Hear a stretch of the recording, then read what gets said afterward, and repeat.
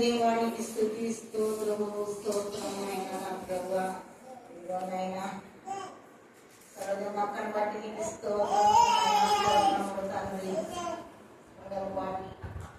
కూడా నీకు స్తోత్రము తండ్రి స్తోత్రము తండ్రి నా ప్రభువా ఇదిగోనైనా రేపు 7 మాటలు మాటే ప్రతి బిడ్డలు తండ్రి నీ కృపలో ఆరోగ్యం తండ్రి దయచూపండి నైనా నీకు స్తుతి స్తోత్రం నైనా వారి నోటికి మీరు దూరగా ఉండి మాట్లాడే దేవానికి స్తోత్రములు తండ్రి స్తోత్రమైనా ప్రతి బిడ్డకు ధైర్యము శక్తిని దయచేయండి నైనా నీకు స్తుతి స్తోత్రములు తండ్రి నా ప్రభువా ఇదిగోనైనా రేపు శుభ శుక్రవారం అయినా నా ప్రభువా ఇదిగోనైనా 40 రోజులకు తండ్రి నీ శ్రమల కాలంలో నేను వచ్చుచుడగా తండ్రి బట్టి కూడా నీకు స్తోత్రములు నైనా స్తోత్రములు తండ్రి నా ప్రభువా ఇదిగోనైనా చిన్నపిల్లలు నీ సక్కని లేఖనము చెబుతుండగా నాయన ఆ బిడ్డలను దీవించండి కనికరించండి కృప చూపండి నాయన నీకు స్తుతి స్తోత్రములు తండ్రి స్తోత్రములు నాయన నా ప్రభువా ఇదిగోనైనా ఇక్కడ చేరిన ప్రతి ఒక్క బిడ్డని ముట్టండి ప్రభువా కాకండి నాయన కరుణాపీఠము నానాటికి ఎత్తి పట్టండి తండ్రి నీకు స్తుతి స్తోత్రము తండ్రి స్తోత్రమైన నా ప్రభువా ఇదిగో దేవా సింహాసనం భూమిలో పాలకులమైన దేవానికి స్తుతి స్తోత్రములు స్తోత్రములు నాయన మేము కదలక తండ్రి సీయరు కొండవల్ల ఉండులాగున మాకు కృప చూపండి నాయనానికి స్తుతి స్తోత్రములు అయ్యా స్తోత్రములు తండ్రి నా ప్రభువా ఇదిగోనైనా ఈ ప్రార్థనలు ఏదైనా తప్పులు దయతో క్షమించమని యేసయ్యాకి పరిశుద్ధమైన నామమున అడిగి బ్రతిమలాడి వేడుకొంటున్నాను మా తండ్రి ఆమేన్ ఆమేన్. యోహాను సువార్త 13వ అధ్యాయము 1 నుంచి 13 వచనాలు చదువుతున్నాం. తాను ఈ లోకంలో నుండి తండ్రి వద్దకు వెళ్ళవలసిన గడియ వచ్చనని యేసు పస్కా పండుగకు ముందే ఎరిగిన వాడే లోకంలో ఉన్న తన వారిని ప్రేమించి వారిని అంతం వరకు ప్రేమించను. వారు భోజనం చేయుచుండగా ఆయనను అప్పగింపవలనని సీమోను కుమారుడకు ఇస్కరియోతు యూదా హృదయములో అపవాది ఇంతకు ముందు ఆలోచన పుట్టించి ఉండను గనుక తండ్రి తన చేతికి సమస్తము అప్పగించననియు తాను దేవుని యుద్ధ నుండి బయలుదేరి వచ్చననియు దేవుని యుద్ధ వెళ్ళవలసి ఉన్నదని యేసు ఎరిగి భోజన పంక్తిలో నుండి లేచి తన పైవస్త్రము అవతల పెట్టివేసి ఒక తువాలు తీసుకొని నడుమునకు కట్టుకొనెను. అంతటా పల్లెములో నీళ్లు పోసి శిష్యుల పాదములు కడుగుటకును తాను కట్టుకొని ఉన్న తువాలుతో తుడుచుటకును మొదలుపెట్టెను. ఇట్లు చేయుచు ఆయన సీమోను పేతురు నొద్దకు వచ్చినప్పుడు అతడు, ప్రభువా, నీవు నా పాదములు కడుగుదువా అని ఆయనతో అనెను. అందుకు యేసు, నేను చేయుచున్నది ఇప్పుడు నీకు తెలియదు గాని ఇక మీదట తెలుసుకొను అని అతనితో చెప్పగా, పేతురు, నీవెన్నడూ నా పాదములు కడుగరాదని ఆయనతో అనెను. అందుకు యేసు, నేను నిన్ను కడుగని ఎడల నాతో కూడా పాలు లేదనెను. సీమోను పేతురు, ప్రభువా, నా పాదములు మాత్రమే గాక నా చేతులు నా తల కూడా కడుగుమని ఆయనతో చెప్పాను. యేసు అతన్ని చూచి, స్నానం చేసిన వాడు పాదములు తప్ప మరేమీ కడుగొనక్కర్లేదు, అతడు కేవలము పవిత్రుడాయను. మీరును పవిత్రుడు కాని మీలో అందరూ పవిత్రులు కారనెను. తను అప్పగించు వారిని ఎరిగను గనుక మీలో అందరూ పవిత్రులు కారని ఆయన చెప్పాను. దేవుడి వాక్యాన్ని దీవించి ఆశీర్వదించుగాక. ఆమేన్, ఆమేన్. నామపేట పరిశుద్ధ పాదములు దేవ నా ప్రభ సమాధాన హృదయ మా ప్రభ అతని సమాధాన సువార్తలు సిద్ధ మనసునే చూడు. దయచేసి కుటుంబంలో దుష్ట శక్తులను కూడా లైవ్ ఉందాక దేవా నీకే మహిమ ఘనత ప్రభావం చెల్లుగాక. పరిశుద్ధులకు దేవ అక్కడ మీరు ఆశీర్వదించండి, ఆత్మతో శక్తితో మీరు నింపండి. బలమైన సాక్షిగా సాధనంగా ఈ వయసులో కూడా మీ సేవల బిడ్డ వాడబడుతున్నట్టు మేము స్తుతిస్తూ ఏ శ్రమను ప్రార్థిస్తున్నాం తండ్రి. ఆమేన్, ఆమేన్, ఆమేన్. సమాధానం సువార్తను చిత్ర మనసును మా పనులకు దయచేసండి. మీ సేవ చేయడానికి మీ కృపను సమాధానించమని ప్రార్థిస్తున్నాం.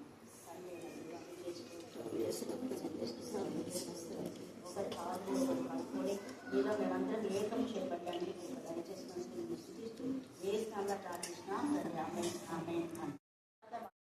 వీడియో ఒక్కొక్కరు తీయాలి. మంచిది చెప్పలేనే కదా.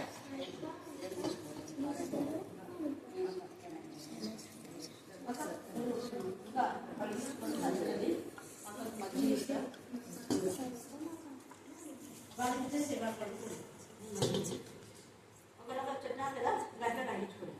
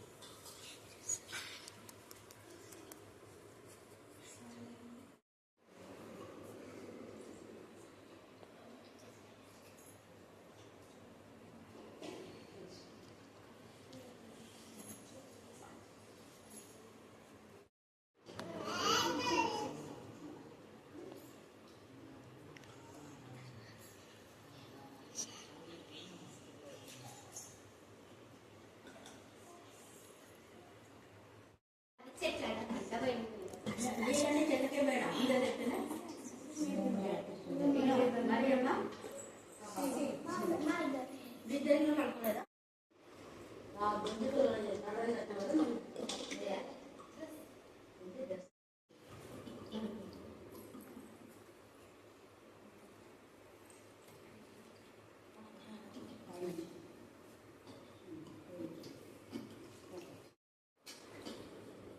చాలా చూసినారా అనాథ వాక్యం తెలిసిందా సమాధాన వాక్యం వల్ల సిద్ధమైన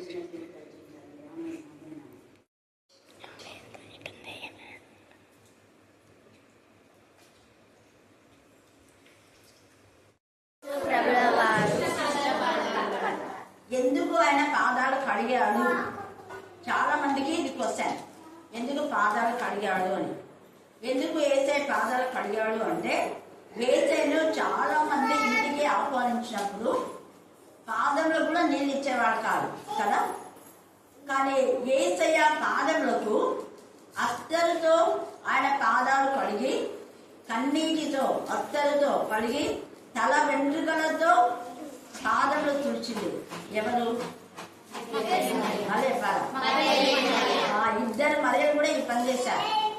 ఒకరేమో మనం బాగా పస్కాకు 2 రోజుల క్రితం, తర్వాత పస్కాకు 6 రోజులప్పుడు అనే మాట మనం చూస్తాం. ఎప్పుడు కూడా మనం పాదాలు కడిగింది ఎవరు అంటే ఇద్దరు కడిగినట్టుగా మనం చూస్తాం. ఈ ఇద్దరిలో ఒకరేమో కన్నీటితో ఆయన పాదాలు కడిగారు, అత్తరు పోసి తల మీద అత్తరు పోసి ఆయన పాదం కడిగే ఉంది. ఇంకొక చోట 6 దినములకు, పస్కాకు 6 దినాలకు ఆయన యొక్క పాదముల పైన అత్తరు బుడ్డి పగలగొట్టి పాదములకు పోసి తన తల వెంట్రుకలతో తుడిచాను అనే మాట మనం చూస్తాం. ఈ విధానం ఇదంతా మనం ధ్యానం చేస్తున్నాం కాబట్టి ఇంకా మళ్ళీ అది అవసరం లేదు. అయితే ఆమె ఎందుకు అక్కడ యేసయ్య పాదాలు కడిగింది అంటే, ప్రభువా నా జీవితము నీ పాదములకు సమర్పణ అనేది ఒకటి. రెండవది, యేసయ్య ఖచ్చితంగా చాలాసార్లు చెప్తూ వచ్చాడు, నేను మరణించాలని. తన మరణాన్ని గురించి 3 సార్లు ప్రచురించారు. నేను మరణించి పరమునకు కొనుక్కోబడతాను, నేను పరమున కొనుక్కోబడిన తర్వాత ఆదరణకర్త మీ దగ్గరికి వస్తాడు, ఆదరణకర్త నిజమైన ఆదరణ మీకు ఇస్తాడు. ఆయన ఇప్పుడు నాలాగా కాదు, కొంతకాలం నుండి వెళ్ళిపోయే విధానం కాదు, ఎప్పుడు మీతో ఉంటాడు. అది ఆమె హృదయాన్ని తాకింది. ఎల్లప్పుడూ ఆదరణకర్తను ఉంచబడేటటువంటి యేసయ్య, ఆదరణకర్త మాకు ఎల్లప్పుడూ ఉండాలంటే యేసయ్య ఖచ్చితంగా మరణం చెందాలి. యేసయ్య మరణించడం ద్వారానే ఆదరణకర్త మాకు వస్తాడు అన్నది అర్థం చేసుకుని, యేసయ్య ఆదరణకర్త మాకు ఇవ్వడం కోసమే నువ్వు మరణించబోతున్నావా అని ఆమె తన జీవనం అంతా కూడా పెట్టి ఆ విలువైన అత్తరు పొడి తీసుకొని వచ్చింది. ఎందుకు అంటే ఇక్కడ చూడండి, 12వ అధ్యాయము 24 వచ్చింది చూడండి. యోహాను సువార్త 12:24. గోధుమ గింజ భూమిలో పడి చావకుండిన ఎడల అది వంటిగానే ఉండును, అది చచ్చిన ఎడల విస్తారంగా ఫలించును అని చెప్పాడు. ఆమె పాదాలంతా కడిగేదంతా అయిపోయిన తర్వాత ఆమెకి ఈ మాట, ఇంకా చాలా సార్లు ఆమె ఈ మాట వినింది, చచ్చితేనే ఫలాలు ఉంటాయి. ఈ యొక్క మధ్యాహ్న కాల సమయంలో పాపముల విషయమై మనం చస్తే తప్ప ఆత్మీయంగా ఎదగం. పాపంలో చావని వాళ్ళు ఆత్మీయంగా ఎదగరు కూడా. ఎందుకంటే పైన బీజ కవచం కుళ్ళిపోతేనే లోపల పప్పు పదార్థం నుంచి కొత్త మొక్క ఫామ్ అవుతుంది, అవునా కదా. కొత్త మొక్క ఫామ్ అయినప్పుడు మనం చూస్తే ఆ కొత్త మొక్కకు ఎలా ఉంటుందంటే పాత గింజ స్వభావం దానికి ఉండదు. పాత గింజ స్వభావం వేరే. పాత గింజ గట్టిగా ఉంటుంది, రకరకాల కలర్స్ ఉంటాయి. కానీ పప్పు పదార్థంలో నుంచి వచ్చినటువంటి మొక్క ఎలా ఉంటుంది అంటే అది ఆకుపచ్చగా ఉంటుంది, అది మెత్తగా ఉంటుంది. గింజను పగలగొడితే నీరు ఉండదు, దీంట్లో నీరు ఉంటుంది, అంటే నీరు ఇచ్చింది. హల్లెలూయా, హల్లెలూయా. యేసయ్య చనిపోయినప్పుడు ప్రక్కలు మల్లె పూలతో పొడుస్తారు, అంటే అందరి కాళ్ళు విరగొట్టుకుంటూ వస్తారు ఇద్దరివి. ఇక యేసయ్య కాళ్ళు విరగొట్టడం అనేసరికి ఆయన అప్పటికే చచ్చిపోయాడని, అప్పుడే తల వేలాడేసింది కదా, తెలుస్తుంది చచ్చిపోయాడా ఇంతలోనే అని. ఎందుకంటే యేసయ్య ముందే చెప్పాడు, నా ప్రాణం ఎవరు తీయరు, నా ప్రాణం నా అంతకు నేనే పెడుతున్నాను, నా ప్రాణం నా అంతకు నేనే పెడుతున్నాను అని చెప్పాడు. కాబట్టి అందుకే శుక్రవారం రోజు యేసయ్య చనిపోయాడు, శుభ శుక్రవారం. శుభ శుక్రవారానికి ఈమె యేసయ్య యొక్క పాదాలు కడిగి ఆయన యొక్క దేహమును పరిశుద్ధమైన విధానంలో ఆమె చేయడము అక్కడ మనకు జరుగుతుంది. యేసయ్య ఎప్పుడైతే ఈ విధానంలో ఇవి చేసిన తర్వాత గింజ చావాలని చెప్తాడో దాంట్లో అర్థమే గింజ, నూతనమైనటువంటి గింజ, నూతన లక్షణాలే ఉండాలి. మనల్ని ఇప్పుడు వైరల్ అవుతుంది ఏంటి అంటే క్రైస్తవులకు ఎత్తికి పొందాలేదా అని చిక్కు లేకుండా చేస్తున్నారు. ఎందుకు అంటే యేసయ్య ఏం చెప్తున్నాడు, ఎవరైనా ఆత్మతో జన్మించినప్పుడు గతంలో ఉన్న శారీరకమైన ఇవన్నీ బంధాలు పోతాయి, అవునా కదా. రక్త బంధం కాదు, రక్త బంధము పరలోక రాజ్యంలో చేర్చబడని ఉంది. రక్త మాంసములు దేవుని రాజ్యంలో చదువు ఎంత తేటగా చెప్పాడు యేసయ్య. అంటే గతంలో నీకున్న మొత్తం కుల వ్యవస్థ, బంధాలు, బంధకాలు అన్ని పోతాయి. పాతది గడిచిపోయి, పాతది పోయిన ఇదిగో కొత్త న్యూ ఫార్మేషన్. అంటే పాత బంధకాల నుంచి కొత్త నిబంధనలో, అందుకే అది నిబంధన అన్నాడు. మన నిబంధన జనం యేసులోకి వచ్చినప్పుడు యేసు క్యారెక్టర్స్ మనం కలిగి ఉండాలి. పైగా ఆయన నామమును ధరించాలని చెప్పాడు. ఆయన నామం అన్ని నామంలో కంటే పైనామం. కానీ పైనామైన ఆయన నామం మనం ఏం చేస్తున్నా కించవచ్చి నేను ఇంకా తక్కువ, నేను దళితుడిని, నేను అది, నేను ఇది. ఎంత అవమానం! ఏ మతమైనా, ఏ జాతైనా, ఏ కులమైనా యేసు నామంలోనే మరి హెచ్చింపబడాలని చెప్పాడు. ప్రకటన 7వ అధ్యాయంలో ఆ మాట తేటగా రాయబడింది. అంటే వెండి, బ్రాహ్మణులు అని, యూదులు అని, గ్రీక్ దేశస్ హెల్లి ఏ భేదం లేదు అన్నాడు ముందే. అది మనం ఇంతకు ముందే చూసుకున్నాం. ఇప్పుడు ప్రకటన 7వ అధ్యాయం 9వ విషయం చదవండి. అటు తరువాత నేను చూడగా ఇదిగో ప్రతి జనములో నుండి, చూడండి, అండర్లైన్ చేసుకోండి, ప్రతి జనంలో నుండి, ప్రతి వంశము. ఇంకా మీకు వంశాలంతా యేసయ్య వంశంలోకే. ప్రతి జనము, ఏ జనమైనా, ఏ కులమైనా, ఏ మతమైనా యేసయ్యకు చెందిన వాళ్ళే. ఆత్మలో జన్మించిన వాళ్ళు, క్రైస్తవులైన వాళ్ళు, క్రీస్తుకు చెందిన వాళ్ళు. ఇక్కడ ప్రకటన మనకిస్తుంది. మరి ఇది చదువుతున్నారో లేదో, సింపుల్తో లేదో నాకు తెలియదు. ఇది చదివితే ఎందుకు ఇలా గొడవ పడతారు? మన పాత ఓత జీవితమే కావాలనుకున్నాం. అంటే ఇప్పుడు ఇలా అడిగే వాళ్ళంతా మళ్ళీ ఐగుప్తు కావాలని.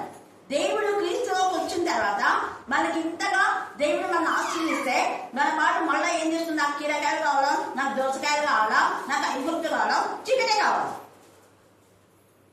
తీసేసినాడు. ఆ మోగంలో ఏముంది? దేవుడు కదా మనం ఆశీర్వదించేది, అవునా కదా? యెహోవా ఆశీర్వాదం ఏమిస్తుంది? ఎస్సీ ఆశీర్వాదం ఇస్తుంది. మనం ఎస్సీగా ఉంటే ఆశీర్వాదం రాయబడింది ప్రకటన గ్రంథాల్లో. క్రైస్తవులైన వాళ్ళే గొడవలు. ఎంత నీచంగా, దేవునికి ఎంత అవమానం. ఆయన నామం ఉన్నతమైన నామం, ఉన్నతంగానే ఉంచాలి. ఆయన నామం తగ్గించుకోకూడదు. యెహోవా ఆశీర్వాదం ఇచ్చేదే కానీ ఎస్సీగా ఉండే ఆశీర్వాదం కాదు. తెలుగు వాక్యంలో. తర్వాత ఇందులో భేదం లేదన్నాడు. క్రీస్తుని ధరించిన వాళ్ళందరికీ అసలు మతం, కులం అన్నదే లేదు. చూడండి, కొంతమంది అడుగుతారు, అయితే క్రైస్తవులకు మతం లేదు. లేదు, కులం లేదు, మతం లేదు, క్రీస్తుకు చెందిన అంతే. అది గలతీ 3:27 చదవండి. గలతీ 3:27. అంటే ఇలాంటివన్నీ పోలం కోసమే పాదములు కడగడం అని అంటాం.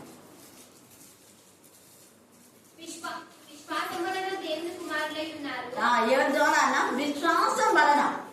విశ్వాసం అనేది ఉంటే నువ్వు క్రిస్టియన్ అనే నీకు ఉద్యోగం వస్తుంది, నువ్వు ఇంకా ఏమైనా ఉద్యోగం వస్తుంది. విశ్వాసం వలన దేవుని కుమారుడై ఉన్నారు. క్రీస్తులోనికి బాప్తిసం పొందిన మీరందరూ క్రీస్తును ధరించుకొని ఉన్నారు. ఇందులో యూదుడనియు గ్రీకు దేశస్థుడని లేదు, యూదుడు లేదు. ఇస్రాయల్ 12 గోత్రాలు అంట కదా, వాటికి కూడా లేదు. 12 గోత్రాలు మళ్ళీ క్రీస్తు వంశాల్లోకి రావడానికి వచ్చినాయి. ప్రకటన 7లో ప్రతి జాతి, ప్రతి మతం, ప్రతి కులం, ప్రతి వంశం ఇక్కడికి చేరాలి. యేసయ్య సిలువ దగ్గరే రావాలి.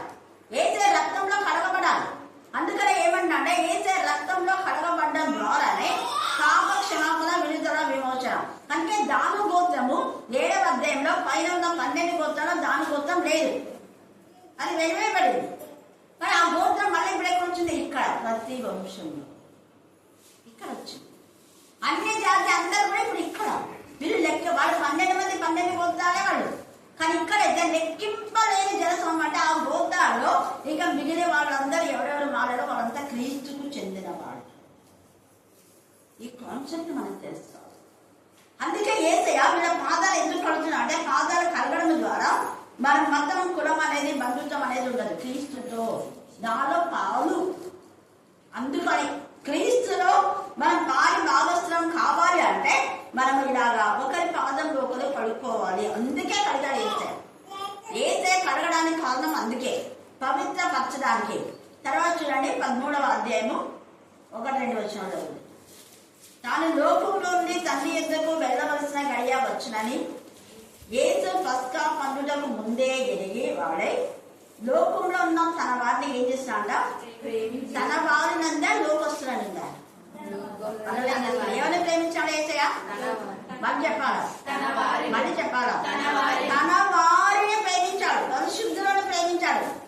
పాపులను కాదు, పాపిని రక్షణ పొందితే పాపం విషయమై పశ్చాత్తాపడితే అప్పుడు ప్రేమిస్తాడు. కానీ పాపంలో ఉండే పాపిని ప్రేమించాడు. పాపంలో ఉండే పాపిని విడుదల చెయ్యాలని శిలువ యాగంలోకి వచ్చాడు. అందుకే ఇక్కడ తన వాడిని అన్నాడు. ఇస్కరియోతు యూదా తన వాడు కాదు, అందుకని వాడు పుట్టి ఉండకపోతే బాబులు అన్నాడా? తర్వాత యోహాను సువార్త 17లో నాశన పుత్రులు నశించాలని అన్నాడు. అందుకని ఇక్కడ తన వారిని ప్రేమించి వారిని అంతవరకు తన వారిని అంటే తల్లిని, తండ్రిని, అన్నదమ్మును, అక్క చెల్లెలను వదులుకొని వచ్చినవాడు. ఇదిగో మీ అమ్మ మీ నాన్న వచ్చారంటే ఎవరు మా అమ్మ మా నాన్న? తండ్రి చిత్తమును నెరవేర్చాడు. ఎవరు తన వారు అంటే తండ్రి చిత్తం నెరవేర్చాడు. దేవుని చిత్తానుసారంగా ఎవరు జీవిస్తారో వాళ్ళే నా అన్నలు, అక్కలు, తల్లులు, అన్ని.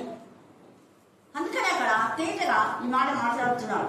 తర్వాత ఇస్కరియోతు యూదా హృదయంలో అపవాది ఇంతకు ముందే ఆలోచన పుట్టించున్నాడు కనుక తండ్రి తన చేతికి సమస్తమును అప్పగించుననియు తాను దేవుని యొద్ద నుండి బయలుదేరి వచ్చుననియు దేవుని యొద్దకు వెళ్ళవలసి ఉన్నదనియు యేసు ఎరిగి భోజన పంక్తిలో ఉండి లేచి తన పై వస్త్రము అవతల పెట్టివేది. పై వస్త్రము అంటే మనం పని చేసేటప్పుడు కొంత కట్టుకుంటాం కదా, అలాగనే వంట చేసే వస్త్రాలు వేసుకుంటాం కొంచెం, అది అలాగనమాట. ఇట్లా ఈయన పెట్టేశారు. ఆ అపవాది అప్పటికే దూరిపోయినాడు. అపవాది ఇస్కరియోతు యూదాలో దూరాడని తెలిసి కూడా ఇస్కరియోతు యూదా పాదాలు కడుగుతున్నాడు. ఎంత ప్రేమ కలుగుతుంది. కారణం ఏంటంటే కనీసం పాదాలు కడుగుతున్నప్పుడన్నా వారికి తెలుస్తుందేమో. హల్లెలూయా, హల్లెలూయా, హల్లెలూయా. అందుకే ఇక్కడ చూడండి, నీళ్ళు ఆయన ఏం చేసిన అవుట్ పెట్టి అంతటా పళ్ళెంలో నీళ్లు పోసి, పళ్ళెంలో నేను అందుకే బేసిలో నీళ్ళు పోస్తుంటే ఎందుకు అక్కడ అంటుంటారు, నీళ్ళు పోసినావు కదైనా, పళ్ళెంలో నీళ్లు పోసి శిష్యుల పాదములు కడుగుటకు తాను పట్టుకొని ఉన్న తువాలతో తుడుచుటకును మొదలు పెట్టాడు. ఇట్లా చేయొచ్చు. ఆయన సీమోను పేతురు వద్దకు వచ్చినప్పుడు అతడు ప్రభువా నీవు మా పాదములను కడుగుదువా అని ఆయనతో అన్నాను. అందుకు యేసు నేను చేయించున్నది ఇప్పుడు మీకు తెలియదు, చేసేది ఇప్పుడు మీకు తెలియదు. నేను కూడా అదే చేసేది తెలియదు. ఎందుకంటే ఏ పాదములు అయితే కడగబడ్డాయో ఆ పాదములు ఖచ్చితంగా సువార్త, సమాధాన సువార్తలను సిద్ధమంచనే జోడి దేవుడేస్తాం. ఎందుకు చెప్తున్నా అంటే మేము పరిశుద్ధాత్మతో శక్తితో నింపబడినప్పుడు బ్రదర్ ఎస్ఆర్ మనోహర్ గారు ఇలాగే గురువారం రోజు పాదములు కడిగేసి చేయించారు. చేయించిన ఎవరెవరైతే అలా పాదములు కడిగించుకున్నా వాళ్ళందరూ దేవుడికి చేయగల వాళ్ళు. చూసారా? అంటే దేవుడు మనలో ఉన్న భయం, అలచడి, కలవరం అన్ని తీసేసి ఆత్మ ద్వారా తాకుతాడు మన పాదాలు, బలపరుస్తాడు, నడిపింపచే దేవుడి ఆత్మ తన చిత్తానుసారంగా నడిపిస్తాడు, మనం గైడ్ చేస్తాడు. మన పాదములకు అపవిత్ర పోగొట్టుకోవాలి. పాదములు చాలా చాలా ప్రాముఖ్యం. మనిషి నిలబడాలంటే మళ్ళీ పాదం లేకుండా నిలబడతారా? ఒకవేళ కాలంతా ఉందనుకో, పాదం ఒక్కడే కట్టేది, నిలబడతారా? పాదములు ఎంత ఇది. అందుకని ఇక్కడ ఆత్మీయంగా మీరు నిలవాలి, మీరు పడిపోకూడదు అని చెప్పడానికే పాదములు కలుగుతున్నాడు. పైగా అపవాది మనం తనకి ఇష్టమైన విధానంలో నడిపించకుండా, అపవాది చెప్పిన చోటుకి ఎలా మనం వెళ్ళకుండా, గాలి చేత ఇటు ఒకటి కొట్టబడే సముద్ర తరంగాలలో మనం ఉండకుండా మన పాదములు క్రీస్తు అన్న బండ పైనే నిలవాలి. యేసయ్య పాదములు కడడానికి కారణం అందుకే అన్నాడు, క్రీస్తు అనే బండ పైన మీరు నిలవాలి. నిలబడే వాళ్ళగా ఉండాలి, పడిపోయే వాళ్ళగా ఉండకూడదు. చాలా మంది పరిశుద్ధాత్మతో నింపబడిన అంటే పడిపోతుంటారు. అంటే నీరసం వచ్చి పడిపోయేది వేరే. ఉపవాస ప్రాంతంలో గురించి ప్రాణం చేస్తే నీరసం ఉండి కొంతమంది పడిపోవచ్చు. కానీ చాలా మంది పడిపోతుంటారు. పడిపోయి నిలబడి దేవుని మహిమపరచాలి. హల్లెలూయా, హల్లెలూయా. కొందరు కావాలని పడాలని తోసేస్తుంటారు, అస్తం చేయకూడదు. మనం ఇక్కడే పరిశుద్ధాత్మ గురించి చెప్పినప్పుడు ఒకవేళ తక్కువలేక వాళ్ళు పడితే మళ్ళీ లేస్తారు, వాళ్ళని ఎవరు లేకుండా అవసరం. పరిశుద్ధాత్మ కంట్రోల్లో మనం ఉండాలి. కొంతమంది భాషలు మాట్లాడేటప్పుడు ఇంకా గట్టిగా అరిచి వాళ్ళ వస్త్రాలు కూడా ఉన్నాయా లేదా అన్నట్టుగా అరిచేస్తుంటారు, కేకలేసేస్తుంటారు. చెప్పండి, గట్టిగా ఉంటారు. డ్రమ్స్ గట్టి కొడితే వాళ్ళు కూడా గట్టి కేకలేస్తున్నారు. మరేమో చర్చలు అట్లా చేస్తే నేను ఒకసారి చెప్పిన అప్పట్లో, ఇప్పుడు చేస్తున్నా లేదు నాకు తెలియదు. ఆ డ్రమ్స్లో ఈ కేకలు వేయడం కాదు, ఆత్మకు మనం విధేయత చూపాలి. హల్లెలూయా హల్లెలూయా. అవి డ్రమ్స్ గట్టిగా గట్టిగా, కొంచెం చిన్నగా కొడితే చిన్నగా, అంటే డ్రమ్స్లో దయ్యం నా పరిశుద్ధాత్మ. పరిశుద్ధాత్మ వాక్శక్తి ఇచ్చిన కొలది వాళ్ళు మాట్లాడాలి. నీకు వాక్శక్తి వస్తే నువ్వు గట్టిగా మాట్లాడు. ఒకరిని చూసి మాట్లాడడం కాదు. ఒకరు చేతులు ఎత్తున్నా మనం చేతులు ఎత్తాం, ఒకరు కేకలు ఎత్తున్నా మన కేకలు వేయడం కాదు, ఒకరు పడిపోతున్నా మనం పడిపోవడం కాదు. వాళ్ళ శక్తి కింద ఒకవేళ పడిపోవచ్చేమో, కానీ వాళ్ళని చూసి నువ్వు పడిపోవద్దు. దేవుడు పడిపోవడానికి కాదు, మనం కట్టడానికి, నిలబెట్టడానికి. అందుకే పాదాలు కడిగారు. పాదాలు కడగడంలో వాళ్ళ పాదములు అటు ఇటు తొట్టిల్లకుండా ఇంద్రియ నిగ్రహణ శక్తి కలిగి శరీరాంశ నేత్రాంశ జీవబ్రహ్మం నుంచి విడిపించబడి దేవుడు పరిశుద్ధుడు కాబట్టి పరిశుద్ధంగా ఉండడం కోసమే పాదములు కడిగాడు. అందుకే ఏసే అంటాడు, నేను కడగవద్దు ప్రభు, నా పాదాలు కడగొద్దు అంటాడు. అప్పుడు అంటున్నాడు చూడండి 7వ వచనం. అందుకు యేసు నేను చేయుచున్నది ఇప్పుడు నీకు తెలియదు, కానీ ఇక మీద తెలుసుకుందామని అతనితో చెప్పగా పేతురు నీవెన్నడూ నా పాదములు కడుగరాదని ఆయనతో చెప్పాను. అందుకు యేసు నేను నిన్ను కడగని ఎడల నాలో నీకు పాలు లేదు. గుర్తుపెట్టుకోండి, చాలా మంది వద్దక పాదాలు కడగకుండా ఉంటున్నారు. ఇలా ఉందా? కడగకపోతే ఏసైనా పాలు పంపులు లేదు. ఇప్పుడు ఒకవేళ నేను ఒక పాదాలు కడతా, తర్వాత వాళ్ళ నుంచి ఒక్కొక్కరి నుంచి పరిశుద్ధత వస్తుంది. ఒక క్యాండిల్ వెలిగించిందంటే అందరు వెలిగించుకుంటా, సేమ్ ఇది. పరిశుద్ధులు పాదములు కడుగుతా, పరిశుద్ధుల పాదములు ఒకరిని ఒకరు కడుక్కోవాలి. వాక్యంలో ఉంది. మీరు ఇక్కడ ఏసైనా అంటాడు, ఇంటికి భోజనానికి పిలిచావా కానీ నువ్వు నీళ్ళు కూడా ఇవ్వలేదు నాకు. కానీ ఆమె చూస్తే అత్తరుతో నా పాదములు కడిగి కన్నీళ్లతో, ఒక ఆమె కన్నీళ్లతో తుడిచింది, ఇంకొక ఆమె వెంట్రుకలతో తుడిచింది. హల్లెలూయా హల్లెలూయా హల్లెలూయా. అందుకనే సీమోను పేతురు అప్పటినాడు, ప్రభు నా పాదం మాత్రమే కాక నా చేతులు తల కూడా. చూడండి ఎంత తేడా చెప్తున్నాను, చేతులు తల. ఎందుకంటున్నాడు చేతులు తల అంటే మళ్ళా చేపలు పట్టడానికి పోతాను నేను ప్రభు, చేతులు తల ఎందుకు అంటున్నా అంటే మళ్ళీ నీకు విరోధంగా ఏమైనా చేస్తానని ప్రభు ముందే అర్థమైపోతుంది. విరోధమైన తల మీద అంచాడు. ఏసుప్రభు ఎవడో నాకు తెలియదు అన్నాడు. తలంపుల నుంచి వచ్చేది అది. తర్వాత నేను చేపలు పట్టనీకి పోతా ఉంటాడు 21. ఏసై ఏమన్నాడు, నేను పైనుంచి శక్తి పొందే వరకు పట్టణంలో నిలిచిన్నాడు ఏసై చెప్తే, వీళ్ళు పట్టణంలో నిలిచిండగా చేపలు పట్టనీకి. ఇప్పుడు మనం కూడా అంతే, ఏసై నుంచి వచ్చిన ఏ మతం ఏ కులం నుంచి వచ్చినాము అంతే. తర్వాత మళ్ళీ రెడ్డి అని కూడా అనిపించుకోకూడదు. చాలా మంది మేము మారున్నామంటారు, మళ్ళీ రెడ్డి అంటారు పక్కన. ఎందుకు రెడ్డిని పెట్టుకోవాలా? మారిన తర్వాత నేను రెడ్డి లేదు ఏం లేదు. క్రీస్తులోకి వచ్చాను. చాలా మంది అయితే రెడ్డి అని మెన్షన్ చేయరు, దేవుని నామంనే గణపరుస్తారు. హల్లెలూయా హల్లెలూయా హల్లెలూయా. దాని నుంచి మనలకు రోగం వచ్చింది. వాళ్ళు ఉన్నారు, వాళ్ళు పెట్టుకున్నారు కదా క్రిస్టియన్స్ అయిన కూడా, మేమెందుకు అనేది. కానీ అసలు యేసు ప్రభులోకి వచ్చిన మనం క్రీస్తుకు చెందినవారు. అక్కడ ఎల్లెళ్ళని కులమని మతమని ఏది లేదు క్రీస్తు వంశావళిలో. అందుకే మత్తయి సువార్తలోనే ఆ మాట చెప్తున్నాం. ఇక అబ్రహాం సంతతి లేదు అక్కడ. ఎవరి వంశాలంది? క్రీస్తు వంశావళి. మత్తయి సువార్త 1:2 వచ్చినాడు, 1-2 వచ్చినాడు.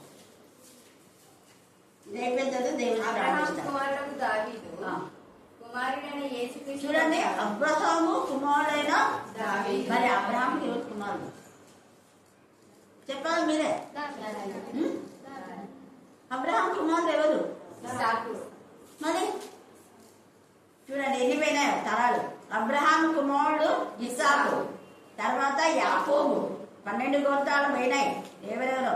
తర్వాత దావీదు యొక్క తండ్రి కూడా ఉన్నాడు, కానీ యేసయ్య. వాళ్ళందరూ పోయి దావీదు ఎందుకు వచ్చాడంటే దావీదు వంశంలో యేసయ్య జన్మిస్తాడు కాబట్టి. ఎన్ని తరాలు పోయినాయి.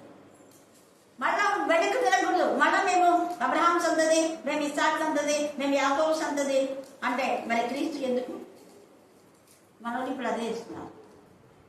తర్వాత దావీదు కుమారుడైన యేసుక్రీస్తు. దావీదు కుమారుడు ఎవరు? సొలొమోను.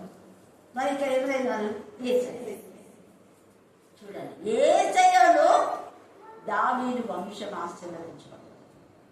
క్రీస్తు వంశావళి ఉందా ఇక్కడ? క్రీస్తు వంశావళి చదవమా. అబ్రహాము ఇస్సాకును కనెను, ఇస్సాకు యాకోబును కనెను, యాకోబు యూదాను అతని క్రీస్తు వంశావళి అని చెప్పి మళ్ళీ ఇవన్నీ ఇస్తున్నాం. చూసారా? క్రీస్తు వంశావళిలో అబ్రహాం వంశావళి అనాలి. మామూలుగా మన వంశం అంటే మన పితరులు చెప్తాం, అవును కదా. వాళ్ళది ఆయన బుజ్గర్ అంటే బుజ్గర్ ఎవరో మన ముత్తాతలు వాళ్ళ పేరు చెప్తారు. కానీ ఇక్కడ ఏం చెప్తున్నాడు? క్రీస్తు వంశావళి అని చెప్పి మళ్ళీ అబ్రహాం ఇస్సాకు అందరూ అంటున్నాం. కాబట్టి ఈ సమయం ముందు మారిన మనం మళ్ళీ మన పాత నూతన జీవితానికి వెళ్ళగలుగుతుంది. ఏసుగా కడగడం ద్వారా వాళ్ళు శుద్ధి చేయబడ్డారు. తర్వాత ఆయన అంటాడు కదా 10వ వచనంలో, యేసు అతన్ని చూచి స్నానం చేసిన వాడు పాదాలు కడుక్కుంటే చాలు. ఇప్పుడు మీరు పవిత్రులై ఉన్నారన్నారు. మరి మనం పాదాలు కడుక్కుని పవిత్రులయ్యామా? వాక్యము ద్వారా కడగబడి పవిత్రులమయ్యామా? మన నడక పరిశుద్ధంగా ఉందా? మన నడక దేవునికి ఇష్టం ఉందా? నిజంగా దేవుని ఆత్మతో నడిపించబడుతున్నామా? ఎందరూ దేవుని ఆత్మతో నడిపించబడ్డా వాళ్ళందరూ ఏమవుతారు? మీరు అలర్ట్గా లేదు. దేవుని ఆత్మతో నడిపించబడిన వారు ఏమవుతారు? ఇంకా దేవుని కుమారులు. ఎన్నిసార్లు నడిపించే దేవుని ఆత్మ, జీవిత జగిస్తాత్మ, శుద్ధీకరించు దత్తముద్దాత్మ, విజ్ఞాపన చేత్మ, సాక్ష్యం ఇచ్చాత్మ, దయగల ఆత్మ, సంపూర్ణ ప్రదేశం అని కరుణ నిందించాత్మ, ఉపకారం చేయాత్మ, బోధించాత్మ, ఇవన్నీ ఉన్నాయి. కాబట్టి మనం దేవుని ఆత్మతో నడిపించబడి దేవుని పిల్లలుగా చేయాలి. దేవుని ఈ వాక్యాలను దీవించి ఆశీర్వదించుగాక. ఆమేన్, ఆమేన్, ఆమేన్. ఈ సమయం చూపిస్తున్నానయ్యా ప్రభు, గడిచిన కాలం ముందు మీ కృపలో మీ కాపుదల్లో కాచి కాపాడి ఈ విషయం తండ్రి సజీవులలో మీరు మనందరినీ వచ్చిన విధానం బట్టి మీకు కొందరు ప్రభు, ఈ విషయం తండ్రి వచ్చిన ప్రతి బిడ్డని జ్ఞాపకం ఉంచుకోండి. పేరు పేరున ప్రతి బిడ్డని తండ్రి దీవించి ఆశీర్వదించండి. ప్రభు, వారికి ఉన్నటువంటి ప్రతి అవసరతను ప్రతి అక్కరను మీ నామం పేరిట తండ్రి మీ చిత్తాశయాన్ని తీర్చిద్దండి. అలాగే తండ్రి ఇంకా రాలేకపోయిన వారిని కూడా మీరు జ్ఞాపకం ఉంచుకోండి. వారి పనుల నిమిత్తం, వారి ప్రయాణాల నిమిత్తం తండ్రి వారికి ప్రభు వారికి ఉన్నటువంటి ఎగ్జామ్స్ నిమిత్తం తండ్రి వారు ఉన్నారయ్యా. వారిని వేరే పేరు పేరు దీవించి ఆశ్రయించి వారు మీకు సమయం ఇచ్చిన సాధించండి. అలాగే తండ్రి వాక్యం చెప్పిన అక్కడ మీరు జ్ఞాపకం ఉంచుకున్నాయా. మీ ఆత్మశక్తి ద్వారా మీరు మాతో మాట్లాడిన ప్రతి మాటలు బట్టి మీకు కొందరు ప్రభు, తగ్గించుకున్నవాడు హెచ్చింపబడు, హెచ్చింపబడుకున్నవాడు తగ్గించబడనని మీ వాక్యం తెలిసిన ప్రకారంగా మీరు తండ్రి ఆనాడు తండ్రి మీ దగ్గర ఉన్నటువంటి శిష్యులకు తండ్రి మీ పాదాలు కడిగేంతగా తండ్రి మీరు తగ్గించుకొని తండ్రి ఉన్నారయ్యా. అటు తగ్గింపును అటు స్వభావాన్ని మీరు మాదిరి తెచ్చండి. ప్రభు, నాయకునిగా ఉండవలసిన లక్షణాలు తండ్రి ఎంతమందికి ఉన్నప్పటికీ వారిలో ఉన్నటువంటి తండ్రి ముఖ్యమైన లక్షణం తండ్రి తగ్గించుకోవడం. ప్రభు, ప్రతి ఒక్కరు తండ్రి తగ్గించుకొని వారి జీవితాన్ని సరి చేసుకొని నాయకుడిగా ఉండాలని పదవి కావాలని చెప్పి తండ్రి రావడానికి వెళ్ళినట్లుగా ముందుగా తండ్రి తగ్గించుకుని తండ్రి ఉన్నటువంటి చిన్న పనులైన తండ్రి నమ్మకంతో విశ్వాసంతో పరిశుద్ధంగా తండ్రి పనిచేయడానికి సాధించండి. మీ సేవలో బహువల్